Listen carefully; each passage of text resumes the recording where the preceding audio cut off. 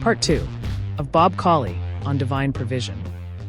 We were on the road, trailers in the back. We're parked in a big parking lot at the truck stop. We go in and have a meal. We come out, and my wife needed to go to the restroom, so I brought our little 3-year-old out. And we had that van, and I opened the passenger side door, and I put my little girl on the seat and shut the door and walked around to the front of the van. And when I looked through the window of the van, she was standing there with her hand stuck in the door. I had closed the door on her hand. And she wasn't crying, but she had this look like little kids get with their eyes so huge and they're just like, and I ran back, opened that door, and I took her into my arms, and I wouldn't look at her hand. And I prayed. I walked around that parking lot and I prayed for her. And she cried a little bit, and then she stopped. And so I finally got the courage to look at her. And when I looked at her hand, David, it was perfect. It wasn't black and blue. It wasn't injured. It wasn't bleeding. It was perfect.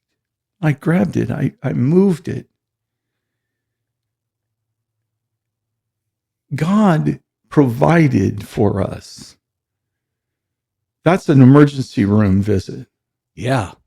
That's money. That's a child that's hurt and your heart's broken and, and yet she's perfect.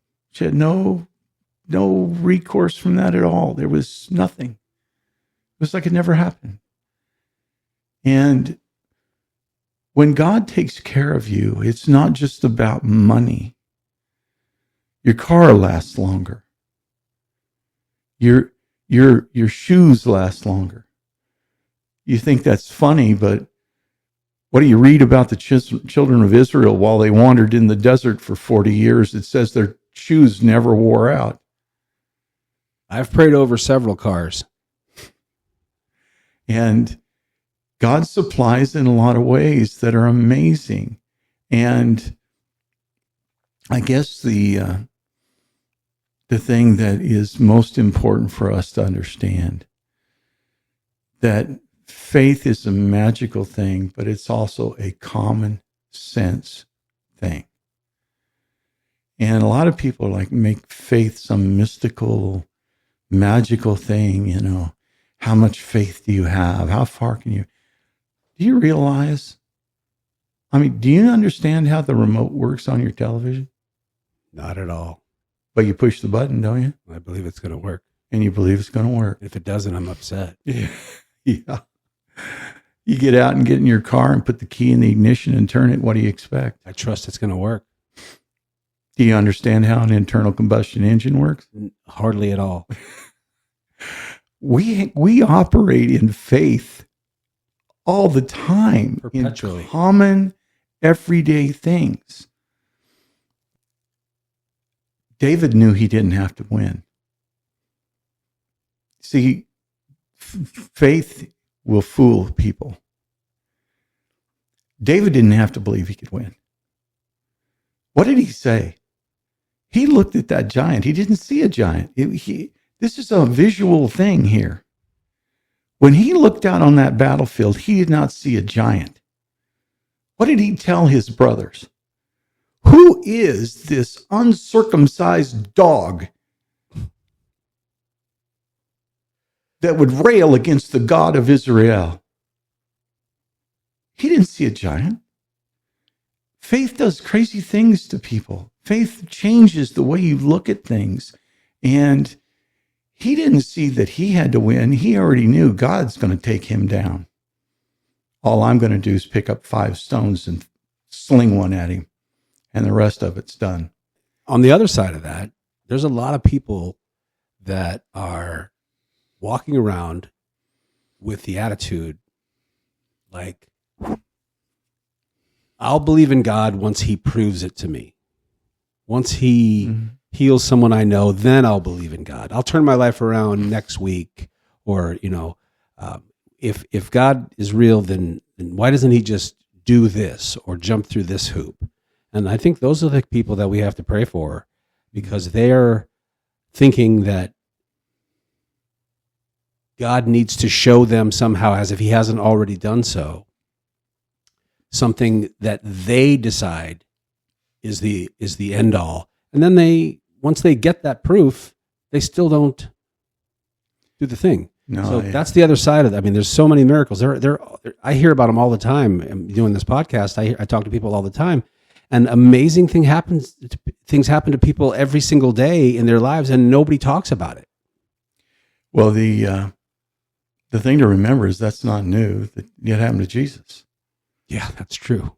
I mean, he goes back to Galilee and preaches in the temple, and they're going to stone him.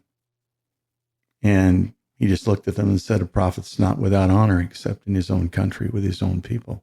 Or when he went back to Nazareth, yeah, and nobody believed. So the end of the story for them is one of the things that the priests used to say to him, show us a miracle and we'll believe. And he goes, I've done miracles. There have been signs and wonders. And you still don't believe. I imagine you saw a lot of that being on the road. 2.5 years. Yeah. I also imagine you saw God's providence almost daily, really. Yeah. If you had no job and that's the only way you had income, to stay on the road for 2.5 years with a big rig like that, a van and a travel trailer. Yeah.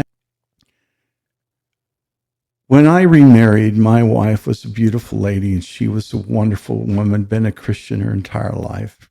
Played piano in church when she was 16. She's just a great girl. And as I said, we're trying to get started again. We're trying to find our way with God and with our Christian life and our labor for the Lord. And we were hurting financially. Gosh, it was tough. We were really tight. And I used to make the joke that, when you're poor, you eat a lot of chicken. Hey there, and thanks for listening. If you're enjoying this story, be sure to hit that like, follow, or subscribe button so you can hear other amazing stories from other ordinary people, sharing how God has revealed his power, grace, and love in their everyday lives. If you know anyone who needs to hear this story, don't hesitate to share it. It could make all the difference to them. Back to the story. And I used to make the joke that, when you're poor, you eat a lot of chicken. And I said, but we were so poor, we were eating dark meat chicken most of the time. We were clipping coupons out of the paper and trying to make it through. And it was tough. It really was. I love chicken. Maybe I'm just naturally poor. I love the dark meat especially. So anyway, we're praying for God's blessing. We're trying to find God's answer for our family and our needs. And Sunday evening service, they had a missionary, and I've always had a soft spot in my heart for missionaries. These are people that really, when you talk about leaving it all for Christ, yeah, they're all in. And the Assemblies of God for years has had a program where missionaries have to raise their own money to go. They go to churches and people pledge money to them, and they raise literally their own financial structure to send them on the field. I guess it's their way of finding out if you really want to go or not, but I don't know. But they handed out pledge cards. And this is the beginning of a road that I'm going to share with you right now. They handed out little pledge cards. And my wife and I sat there on that pew, and we made a mark in a box for $15 a month. In this day and age, that's chump change in my life, in my world now. That's not I give more than that to Server. charities. And anyway, but it was more than we had. David, we were broke every month. we lived from one check to the next. It was, and here we are, pledging $15 a month that we don't have. And I remember the two of us sitting in that pew, weeping.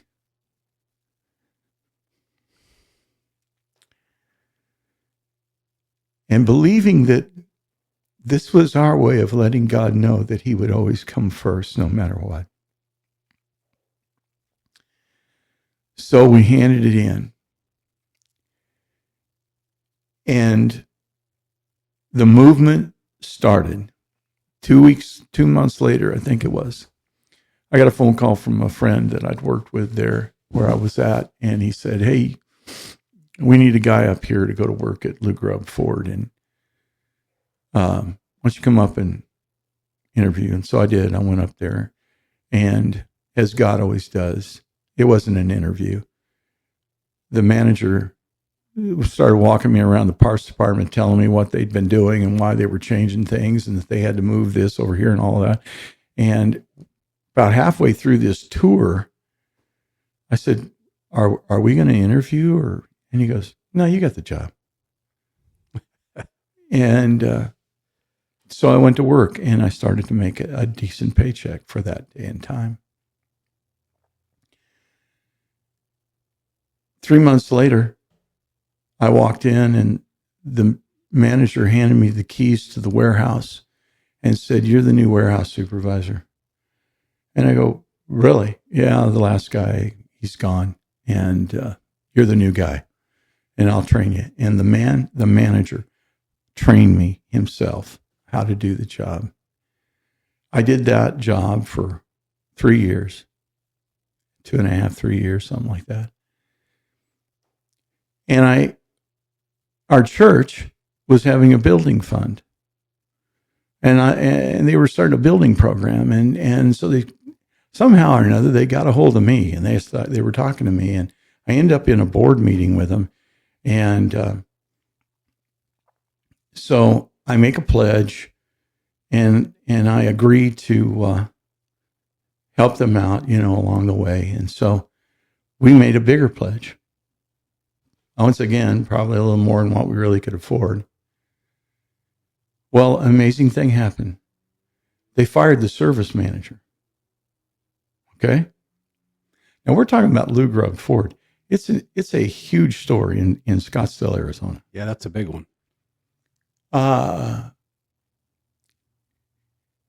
And so a few days after that, my secondary supervisor, I had a parts manager, then there was a parts and service director. He comes back and he says, hey, the GM wants to take you to lunch tomorrow, general manager. Wear some long pants, because I'm working in the heat. I was wearing shorts all the time, so I came looking like I belonged there, I guess. Sure enough, they take me to lunch. And they start asking me questions. And the GM says, Bob, what do you see yourself doing in a year or two? Now, this came out of me before I could even think about it. That's a loaded question. I said, well, to be honest with you, if anything was possible, I'd be pastoring a church. That's not what he wanted to hear. And he goes, let me ask you this question a different way.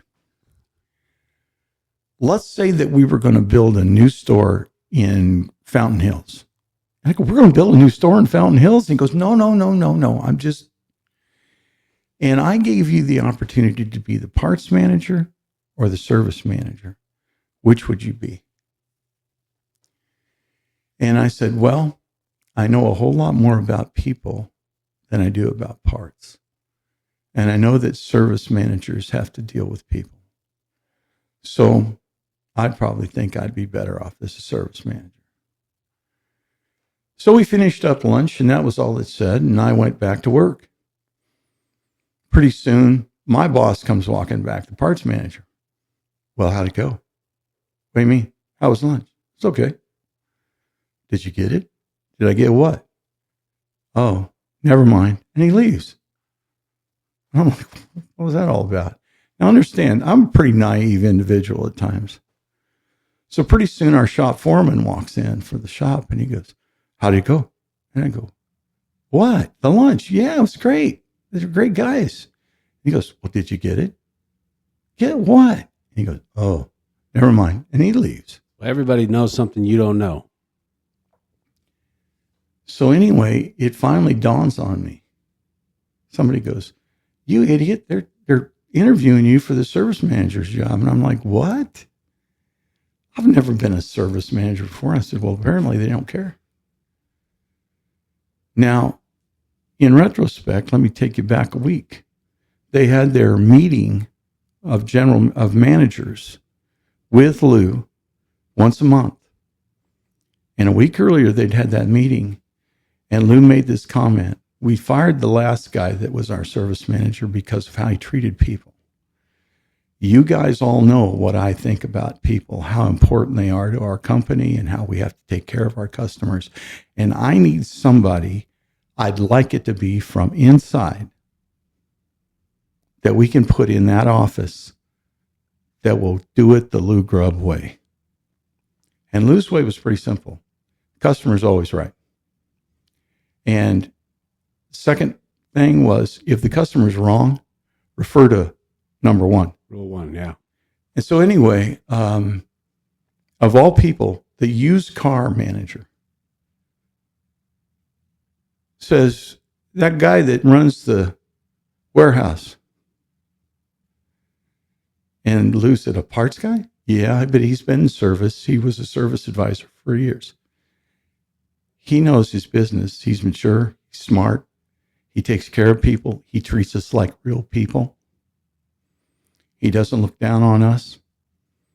And they're talking about you. Mm-hmm. And so everybody has their 2 bits worth. And then Lou looks over at my boss and he goes, you haven't said anything, sir. And he goes, and that tells me everything I need to know. You don't want to lose him. Yeah. So long story longer, 2 days later, the following Monday, they called me to the office and made me the service director. I've been in the industry at that point 5 years. I'm coming from the parts department into the service manager's office.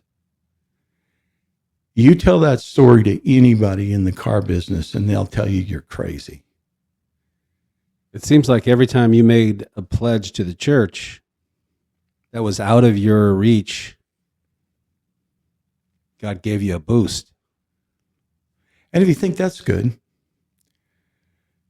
2 years later, we had our second campaign, stewardship campaign, and I was one of the speakers.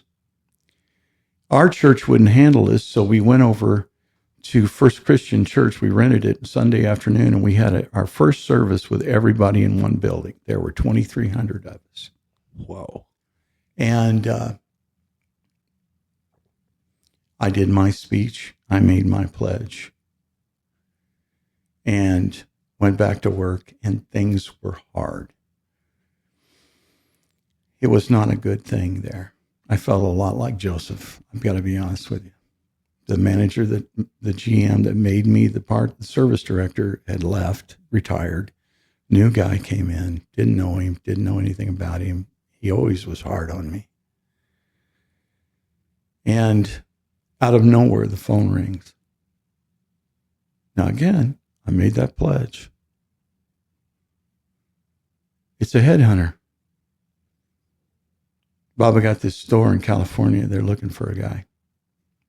I said, is it in LA? Because I'm not going to live in LA. I'm not going to LA. Bob, it's only 3 miles from the beach. Come on, man. You got to. You know. And so we went back. So finally I agreed to talk to the manager, GM, the owner. He was the owner. We get on the phone together and talk for 45 minutes. And he says, how are you feeling? And I said, I don't know. I got a smile on my face. That's a good thing, isn't it? And he goes, you know what? I got a smile on my face too. You need to fly out here. I need to talk to you. So 2 weeks later on a Friday, I flew out. He flew my wife out that afternoon. And Saturday, we're at Wolfgang Puck's on the patio, and we shake hands, and I become the new parts and service director at South Bay Ford. And then I got to go tell my wife we're moving to California. I just want you to understand. I got to conclude. I got to tell you the last one. This is people in the industry will tell you, Cawley came there and they were in an old building built in 1947 that was a trash heap, that was in a bad town, that was in a place you didn't want to be after dark. And in the 12 years he was there, they built a brand new mausoleum on Rosecrans and the 405 freeway. And it became the largest retail service department in Ford Motor Company. And that's why he went there. No. I walked into a little church in Hawthorne, California. And I sat down and I began to I loved it. I loved the way it felt. And I began to be a tither and a attender, and I was there every Sunday, every service. And one day, you want to talk about God's provision? Here we go. We're back around to the other end. This gentleman walked up to me that is gone to be with Jesus now. But Ron walked up to me, and he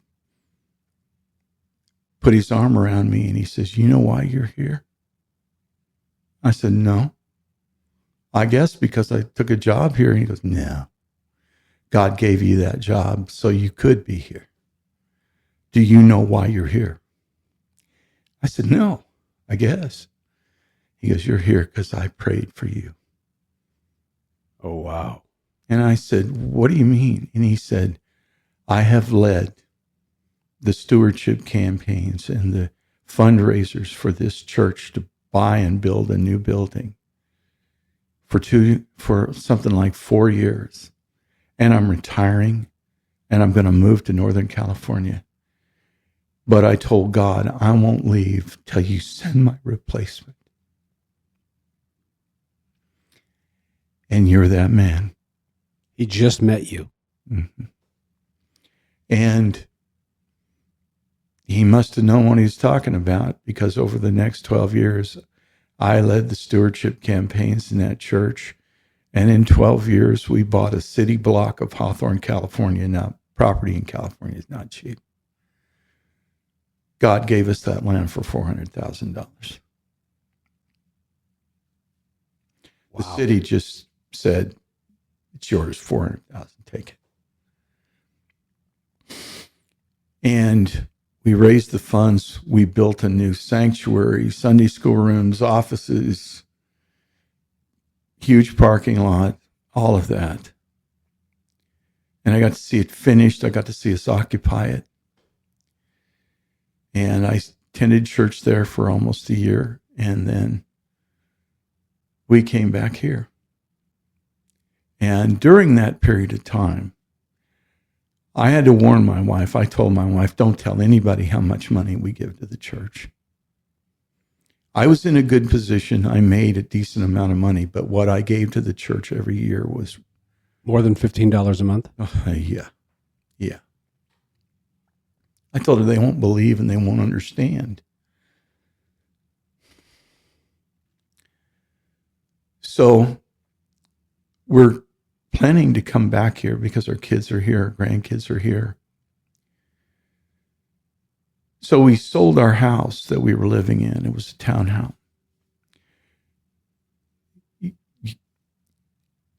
When God's the bookkeeper in your life, Yeah. numbers move the way he wants them to move. And his math doesn't need to make sense. We bought that townhouse for $210,000. And we lived in it for 7 years. A little over 7 years. When we sold that house, our realtor came to us and handed us a check for $315,000 profit, tax-free. Oh, And so when they sing that little song about you can't outgive the Lord no matter what you do, you can't outgive God. He will always load your side of the scale as only he can.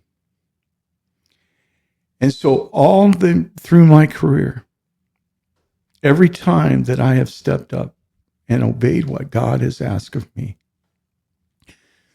I call it the law of reciprocity. Reciprocity is a fancy word, and all it means is if you will, I will. Now, how many times do you hear that in the Bible? How many times has God said, if you will, I will? If you will tithe, I will bless you, and I will cause your crops to prosper, and I'll rebuke the devourer for your sake if you honor me with your tithe and your offering. If you will, I will. If you will, I will. Moses, if you go down there and stretch that rod out over the water, I'll part that sea and you'll walk across on dry ground. I heard a pastor one time tell me an analogy for tithing. And he said, I took my son, my 3-year-old son to the, or 4-year-old son. He could walk around and talk. So I don't know how they are when they can do that, but he took him to the mall and decided to go get him some Jelly Bellies. You ever had Jelly Bellies? Mm-hmm. They're fantastic. They're delicious, right? But they're not cheap. They're pretty pricey. So they went to the candy store and they got a big old bag of Jelly Bellies. And when he found out how much he had to pay for them, he was like, wow, that's a lot. So, but they're at the mall and they were there to do a bunch of stuff and spend some time together. And so he gave the bag to his son who's walking along and digging in them and eating them. And he thought to himself, hey, son, maybe I want to get some of those Jelly Bellies. Hey, son, can I have a couple of those Jelly Bellies? And his son, with, a little kid's kind of attitude, was kind of turned away and was like, these are mine. And the pastor said, well, I don't need your Jelly Bellies. Technically, those are my Jelly Bellies. I'm just asking for a little bit of them back. I can go buy as many Jelly Bellies as I want. I don't need your bag. And I always picture that when I think of tithing. I picture myself as that little kid trying to pretend like I don't need to give the Jelly Bellies that were just given to me. Yeah. And I feel stupid. Yeah. We forget who our source really is. Yeah. I don't care whose name's on your paycheck. It's all from God. It's all from God every day, all the time. And so the Lord has blessed us and we continue to give. And to me, you haven't given if you're not doing more than your tithe. The tithe belongs to the Lord. The tithe is his. If you pay your tithe, you're being obedient and God will bless you. But if you want to kick on the turbo, if you want to hit the gas, start realizing what your gifts really mean in the kingdom of God. When you give that $15 a month to that missionary. Because that $15 helped that missionary, but it was more important for me to give that $15 than it was for him to get it. Yeah. That's where we lose track sometimes. Yeah, they say obedience is doing what you're told. Submission is doing what you're told with a happy heart. Yeah. And, I think it's just amazing how that God has blessed us, cared for us, watched over us, protected us through the years. And,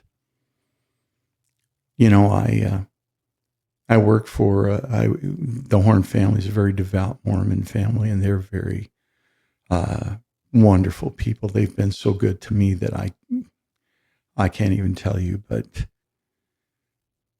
when they hired me,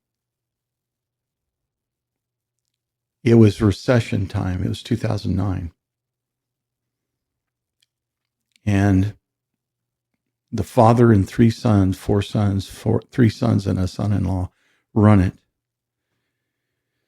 And the eldest son looked at me and he said, Bob, I don't even know how to pay you because we're not making money, but I need you.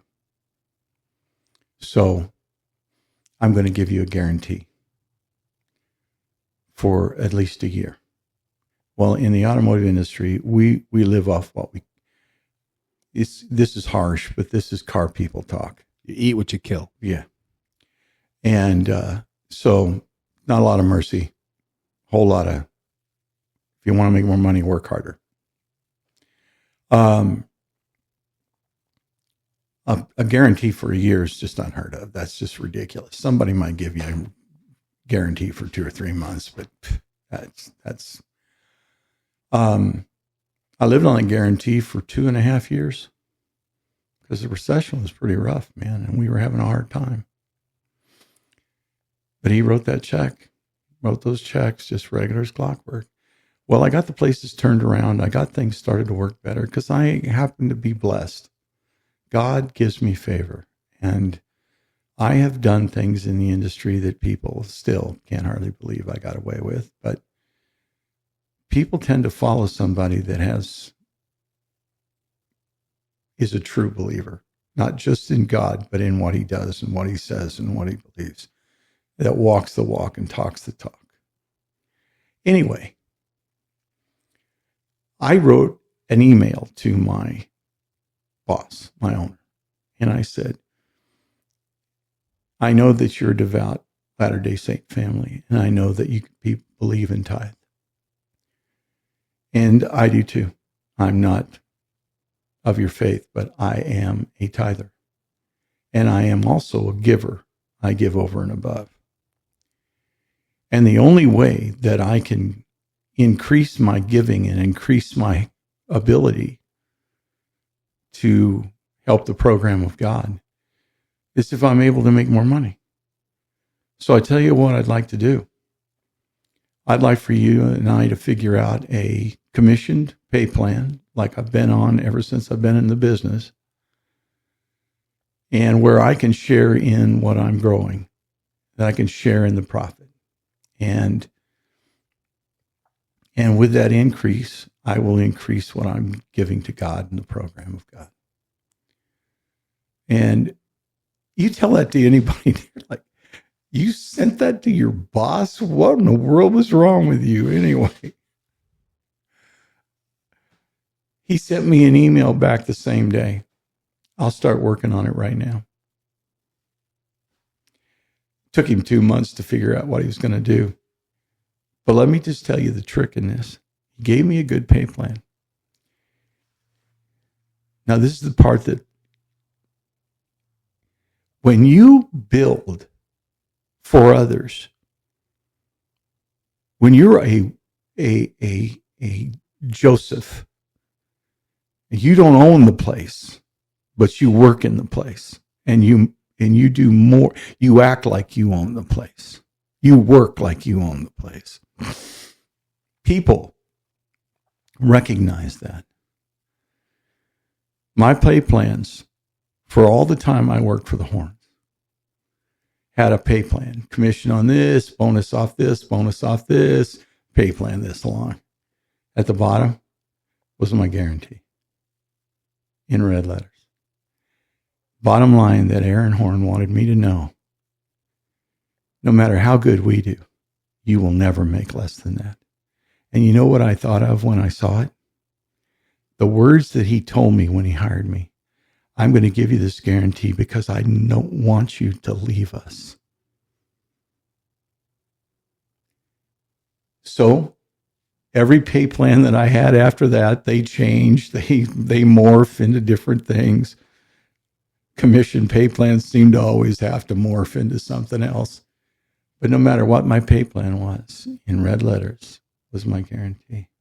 And I want you to understand the importance of what it means to an employee. Because every time I saw that, I heard his words, I don't want you to leave. And it made me work just that much harder. So Christmas of 2018. Is that right? I'm trying to think now. Yeah. Christmas of 2018. I contracted Guillain-Barré syndrome. It's a virus. It's very unusual.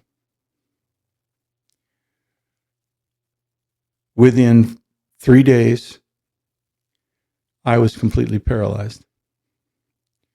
I laid in a hospital bed. I couldn't move my legs, my arms. My wife would feed me. I spent a week getting treatment for it, and they killed the virus. And I asked the doctor, well, you killed the virus. What's wrong? Why can't I move? The virus disjoints your nerves from your muscles. It interferes with the nerve and the muscle. So simply put, you would think, wiggle my toe. But that nerve never is able to send that message to the muscle. So it doesn't move. Lift my leg, won't move. Nothing happens. Dead end. Dead. He said, you're going to have to learn how to walk again. Oh. Yeah. So 2019, for 7 months, I was in a wheelchair in a bed and my chair in the living room. For another 3 or 4 or 5 months, I was with a walker, then with a cane. And it took me about 1.5 years to be able to get around and walk. And, but here's the thing. We're talking God's provision, right?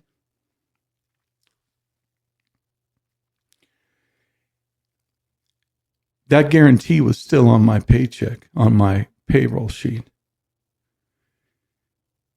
And on the 5th and the 20th, all through the year of 2019, while I was in a bed and couldn't do anything, that guarantee came in on the 5th, on the 20th, every month. Those men paid me to recover.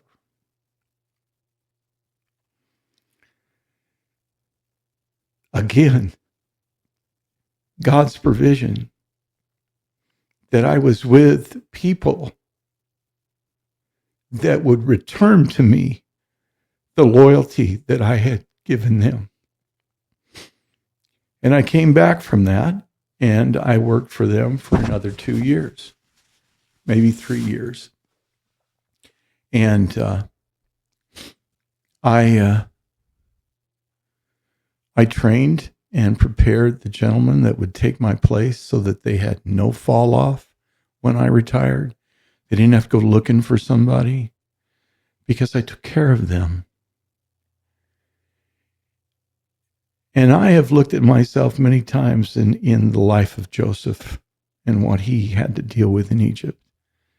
And I recognize that as Christian believers, we're not just called to be holier than thou and righteous and all these wonderful things, but we're called to live a life before men that would cause them to say, what's different about you? Yeah. Why are you not like other people? That's right. I have had men that worked with me come to me and go, you own part of the place, don't you? And I go, what? You're part owner. You got to be. Nobody knocked themselves out like this. No, I'm not a part owner. It's my job. It's what I do. And I don't believe there's a man I've worked for in the time that I've been in this part of my life that wouldn't hire me back in a heartbeat. And I believe that's part of being a Christian. To be a good man. Yeah. Just be a good man and to live a good life in front of others And if you're being paid to do a job, do it better than anybody that's ever done it before. Yep. And do it first. Yeah. So that's beautiful, man. I love it. Bob, thank you very much. You're welcome. I really appreciate your stories, and you're just a very interesting man to talk to. And I want everybody to remember, you've got to give your testimony. Your testimony might be the key to someone else's prison. So share it, talk about it, give it out. Amen. And thanks for being with us.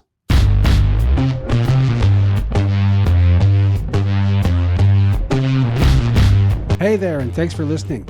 If you're enjoying this story, be sure to hit that like, follow, or subscribe button so you can hear other amazing stories from other ordinary people, sharing how God has revealed his power, grace, and love in their everyday lives. If you know anyone who needs to hear this story, don't hesitate to share it. It could make all the difference.